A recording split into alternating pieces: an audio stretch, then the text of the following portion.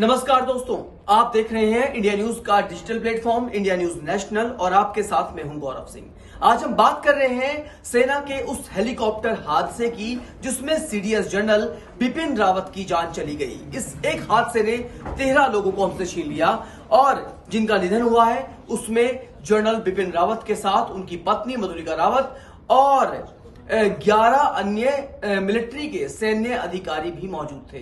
बहुत बड़ी क्षति है हमारे देश के लिए। लेकिन सवाल सबसे बड़ा यह है कि जिस तरीके से हादसे के बाद चश्मदीद लोगों के बयान सामने आ रहे हैं वो कई तरह के बड़े सवाल और गंभीर सवाल खड़े कर रहे हैं। जी हां, जिस जगह यह हादसा हुआ वो जगह तमिलनाडु के किन्नूर के पास है और गांव का नाम है चथीराम। जो नंजप्पा चथीराम ये गांव है, इसके कई लोगों ने इस हादसे को देखा है। उन्होंने आसमान में हेलीकॉप्टर की गतिविधियों को देखा है और उन्हें देखने के बाद जो उन्होंने बयान दिए हैं वो कई तरह के सवाल खड़े करते हैं कि आखिर हादसा हुआ तो हुआ कैसे। हालांकि कई तरह की वीडियोस भी सामने आ चुकी हैं जो इस हादसे को बयां कर रही हैं। तो दोस्तों, चश्मदीदों का कहना यह है कि जो हेलीकॉप्टर का रूट था वो रूट गांव से करीब 500 मीटर पहले ही डाइवर्ट हो जाता था। लेकिन एक चश्मदीद का यह कहना है उस वक्त हेलीकॉप्टर बिल्कुल गांव के नजदीक आ रहा था, वो गांव से पहले जो डाइवर्जन होना था वो नहीं हो पाया। सवाल सबसे बड़ा ये खड़ा होता है कि क्या आखिर जो हेलीकॉप्टर का संचालन था पायलट के हाथ में, क्या वो पहले खत्म हो चुका था? क्या हेलीकॉप्टर आउट ऑफ कंट्रोल था? वो दिशाहीन हो चुका था, वो दिशा भंग हो चुका था कि उसकी जो सही दिशा थी, जो सही ट्रैक था वो उस पर नहीं चल रहा था। एक और चश्मदीद कहते हैं कि हमने हमेशा देखा कि हेलीकॉप्टर यहां से गुजरना आम बात थी। सेना के हेलीकॉप्टर अक्सर वहां से गुजरते थे। लेकिन उस दिन क्या हुआ, जब वो हेलीकॉप्टर की एक हाइट होती थी, मतलब बादलों के आसपास, लेकिन उस दिन क्या हुआ, जो हेलीकॉप्टर की क्रैश लैंडिंग हुई वो काफी नीचे आ रहा था। सवाल सबसे बड़ा ये खड़ा होता है कि हेलीकॉप्टर नीचे आ रहा था तो क्या हादसा पहले से ही आसमान में शुरुआत हो चुकी थी हादसे की? हमें लगता है अब तक जो बात सामने आई थी उसमें यह कहा गया था कि हेलीकॉप्टर तो ठीक ट्रैक पे जा रहा था, अचानक से कुछ ऐसा हुआ कि हेलीकॉप्टर भरभराते हुए जमीन पर गिरा, आउट ऑफ कंट्रोल हुआ और उसके बाद से हादसे को अंजाम दिया गया। लेकिन सबसे बड़ी बात यह आती है कि जब लोग बता रहे हैं कि हेलीकॉप्टर की जो एक हाइट होनी चाहिए, जो कि स्टैंडर्ड और एवरेज हाइट होनी चाहिए, वो उससे काफी नीचे पहुंच चुका था, तो फिर सवाल खड़ा ही होता है कि क्या हादसे की शुरुआत हवा में ही हो चुकी थी? जिस हाइट पे उसे होना चाहिए था उस हाइट पे ही हादसे की शुरुआत हो चुकी थी और जो उसकी हाइट नीचे आ चुकी थी, काफी गांव के काफी नजदीक आ चुकी थी। तो क्या आप कह सकते हैं कि वो तो हादसे के बाद ऐसा हुआ था कि वो काफी नीचे आया था। खैर, अब तीसरी बात ये लोग कहते हैं कि हमने मधुलिका रावत को, वो इतनी बुरी तरह झुलस चुकी थी कि हमने उनके इयररिंग्स और उनके हाथों के कंगन से उनकी पहचान की कि जरूर ये किसी लेडी की बॉडी हो सकती है। उन्होंने कहा कि हमने 3 लोगों को जिंदा देखा। उस वक्त जब ये क्रैश लैंडिंग होती है, लोग गांव के भाग के आते हैं, फटाफट पुलिस को, वन विभाग को इसकी इंफॉर्मेशन दी जाती है कि इस तरीके से एक सेना का हेलीकॉप्टर है जो कि भरभराते हुए जमीन पर गिरा और गिरने के तुरंत बाद उसके अंदर ब्लास्ट हुआ और तेज आग चली।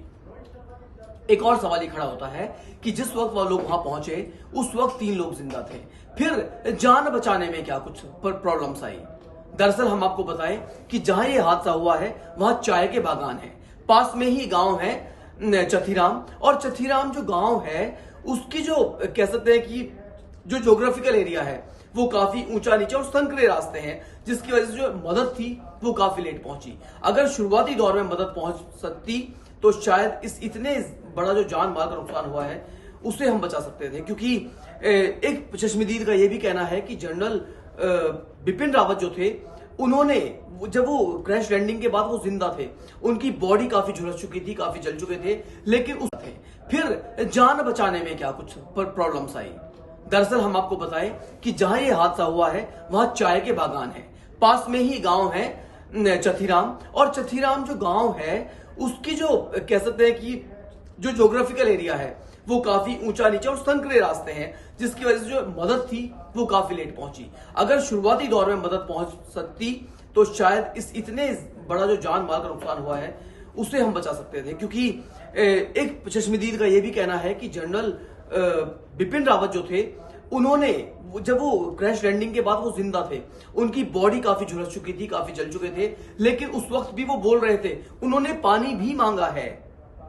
जनरल आखिरी, अगर हम बात करें सीडीएस जनरल बिपिन रावत के आखिरी शब्दों की, तो आखिरी शब्द उनके यही थे कि मुझे पानी चाहिए। उन्होंने अपना नाम बताया है, उन्होंने पानी मांगा है।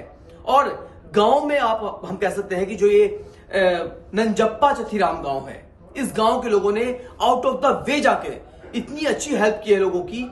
उन्होंने सेना का इंतजार नहीं किया, उन्होंने पुलिस का इंतजार नहीं किया, उन्होंने फायर ब्रिगेड का इंतजार नहीं किया। उन्होंने तुरंत, किसी ने अपने घर से कंबल निकाले, बाल्टियों से पानी ढो ढो के आग को बुझाना शुरू किया, कंबल में बॉडीज को लपेटा, या फिर जो इंजर्ड थे उन्हें कंबल में लपेटा और फटाफट उन्हें पहुंचाना शुरू किया रेस्क्यू के लिए। तो सेना ने उनके इस कदम को बहुत सराहनीय बताया है और कहा है कि ये लोग वाकई रिवार्ड के लिए एक कह सकते मिसाल बने हैं लोग। और कल ही सेना ने आगे कुछ कंबल बांटे, बाल्टियां बांटी, तो उनके जो हौसले थे उन्हें काफी सराहा गया है। लेकिन दोस्तों, सवाल बहुत बड़े यहां पे खड़े होते हैं कि क्या हादसे की जो शुरुआत है वो हवा में हो चुकी थी? क्या जान जाने से पहले 14 के 14 लोग ये जान चुके थे कि अब उनकी मौत काफी नजदीक है, या हवा में ही कोई बड़ा हादसा होने वाला है? क्योंकि जिस तरीके से हेलीकॉप्टर अपने रूट से भटका, दूसरा हेलीकॉप्टर अपनी हाइट से भी भटक गया, वो काफी नीचे आया, जबकि उसमें चाय बागानों के बीच बीच में ऊंचे पेड़ भी थे, वो उनसे भी टकरा सकता था। और बाद में हुआ भी कि जब उसकी क्रैश लैंडिंग हुई, वो पेड़ों को तोड़ता हुआ नीचे के जमीन पर गिरा। तो दोस्तों, आप इस हादसे को कैसे देखते हैं? क्या आपको इसमें कहीं एक साजिश की बू आती है, या फिर आप इसे एक नेचुरल कोइंसिडेंट के तौर पर देखते हैं? आप इस हादसे को कैसे देखते हैं? आपको क्या कुछ क्लू हैं? आपका दिमाग क्या कुछ कहता है? हमें अपनी फीडबैक जरूर शेयर करें। इसके अलावा इस वीडियो को ज्यादा से ज्यादा लोगों तक पहुंचाएं, हमारी वीडियो को लाइक करें, शेयर करें, और देश और दुनिया की तमाम अपडेट्स के लिए जरूर देखिए हमारा channel India news national. Thank you.